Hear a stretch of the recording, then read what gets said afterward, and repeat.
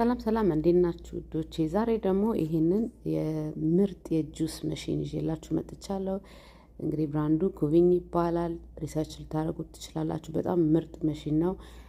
የተለያየ ሳይዝ አለው። እኔ ለራሴ ለአንድ ለብቻዬ ስለሆነ የምጠቀመው ይሄንን መካከለኛውን አዝዣለሁ። ከዚህም የሚተልቅ አለ፣ ግን እሱ ፋሚሊ ላላችሁ ማለት ነው።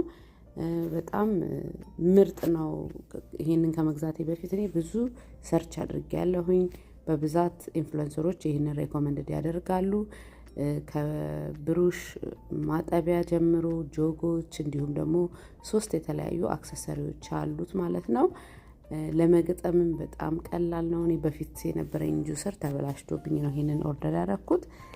የበፊቱ በጣም አስቸጋሪ ነበር ለማጠብም ለምንም ነገር ማለት ነው። በጣም ቸገር ነበር እና ይሄ ግን በጣም ምርጥ ነው። እንደሚሉት ነው እንደሚያወሩለት ነው ሆኖ ያገኘሁት። እንግዲህ በቅርቡ ምን እንዴት አድርገን እንደምንሰራ ጁስ፣ የፍሩት አይስክሪም፣ በተለይ ልጆች ላላችሁ ሄልዚ አይስክሪም ቤት ውስጥ መስራት ትችላላችሁ፣ በፍሮዝን አድርጋችሁ ማለት ነው። ሁሉንም አሳያችኋለሁኝ። እንግዲህ በቅርቡ ቪዲዮ ጠብቁ።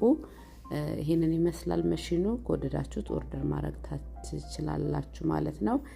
እንግዲህ ጁሶቹን አሰራር በቅርቡ ይዘን እንመጣለን ማለት ነው። ጠብቁ።